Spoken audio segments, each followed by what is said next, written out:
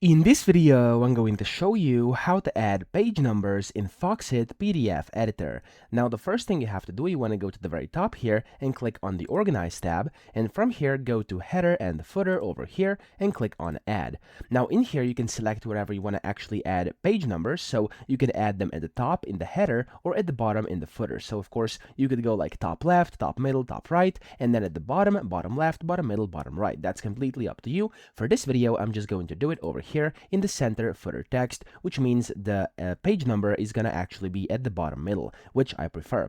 Now, when you do that here, you have a bunch of different options. Here, first, you can select your fonts and then the sizes and the colors as well over here. And then, of course, you can play with the margins if you want to. I'm not going to right now. And then you want to go to the place where you want to add the page number.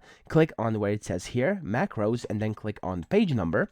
And then here, of course, you can select the page number and date format, and you'll be able to select how you want it to be. So, for example, just like 1, 2, 3, 4, 5, you have 1 off, and then, of course, the max number of pages, or this. There's a bunch of different ways you can view it. So, I'm just going to leave it as default, and the start page number is going to be 1, and I'm going to click on OK.